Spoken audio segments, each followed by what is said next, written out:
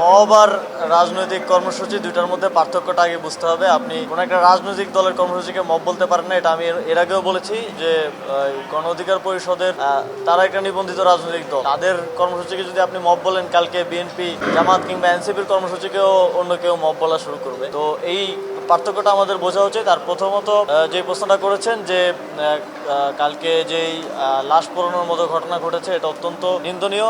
সরকার ইতিপূর্বেও বারবার বলেছে যে মাজার সহ যে কোনো এই ধরনের প্রতিষ্ঠানে হামলা সরকার প্রশ্রয় দেবে না। তবে সেখানে আমরা জেনেছি যে ইতিপূর্বেই স্থানীয় জনগণের পক্ষ থেকে জেলা প্রশাসন বরাবর চেষ্টা করা হয়েছিল এটা মীমাংসা করার জন্য। তো সেখানে কোন কোন অফিসারের আসলে দায় আছে এবং কাদের নিবৃত্ত থাকার কারণে কিংবা দায়িত্ব পালনে অবহেলার কারণে এই ধরনের পরিস্থিতি তৈরি হয়েছে, সেটা আমরা দেখবো এবং তাদেরকে অবশ্যই এটার জন্য জবাবদিহিতার আওতায় নিয়ে আসা হবে এবং ভবিষ্যতে কেউ যেন এই ধরনের ঘটনা না ঘটায় সেটা আমাদের আহ্বান থাকবে।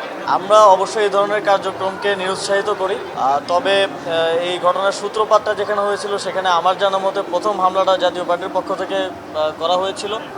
আপনি 17 বছর ধরে এই দেশে একটা ফ্যাসিবাদ কায়েম করার জন্য যেভাবে সহযোগিতা করে গেছেন, তারপরে জুলাই গণ অভ্যুত্থানের পরে এই ধরনের দৃশ্যটা দেখানোটা আমি মনে করি যে এক ধরনের বোকামি এবং রাজনৈতিক একটা দিক থেকেও এক ধরনের বোকামি কার্যক্রম। এবং তারা কাদের থেকে সাহস পেয়ে, কাদের সাপোর্ট পেয়ে এই ধরনের কার্যক্রমে যুক্ত হয়েছে সেটাও খতিয়ে দেখার দরকার প্রয়োজন আছে বলে আমি মনে করি। তবে যে কোনো এই ধরনের ঘটনার ক্ষেত্রেও আমি মনে করি যে এটা নিয়মতান্ত্রিকভাবে সমাধান করার প্রয়োজন। কোনো রাজনৈতিক দলকে যদি নিষিদ্ধ করার দাবি ওঠে, ইতিপূর্বে সরকার সেটা বিবেচনায় নিয়েছে। সেটা রাজনৈতিক দলগুলো, আপনারা জানেন যে ঐকমত্যের ভিত্তিতেই অন্তর্বর্তীকালীন সরকার সিদ্ধান্ত নিয়ে থাকে। রাজনৈতিক দলগুলো সে বিষয়ে দাবি জানাতে পারে, কথা বলতে পারে। তবে যে কোনো ধরনের ভ্যান্ডালিজম অবশ্যই সরকার নিরুৎসাহিত করবে এবং এই ক্ষেত্রে যথাযথ আপনারা দেখেছেন যে সরকারের পক্ষ থেকে, আইন শৃঙ্খলা বাহিনীর পক্ষ থেকে বিভিন্ন জায়গায় নিরাপত্তা নিশ্চিত করার চেষ্টা করা হয়েছে।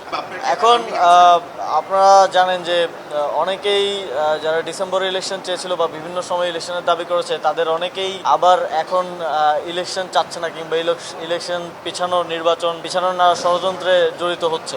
এটা কেন হচ্ছে তাও খুব স্পষ্ট যে আওয়ামী লীগকে ফিরিয়ে একটা ইনক্লুসিভ ইলেকশন করার পরিকল্পনা তাদের মাথায় ছিল, কিন্তু তারা এখন দেখতে পাচ্ছে যে ফেব্রুয়ারিতে যে ইলেকশন হতে যাচ্ছে সেখানে ফ্যাসিবাদীদের অংশগ্রহণ করার সুযোগটা থাকছে না বলে তাদের এখন মাথা নষ্ট হয়ে গেছে। তো এই ধরনের নানা ধরনের ষড়যন্ত্র কিংবা পরিকল্পনা আছে। তবে আমরা এই সরকারের যে 3টা গুরুত্বপূর্ণ এজেন্ডা, সংস্কার, বিচার এবং একটা গণতান্ত্রিক রূপান্তর, সেদিকে এগিয়ে যাচ্ছি। আপনারা জানেন ইতিমধ্যে জুলাই সনদের কার্যক্রম প্রায় শেষের দিকে।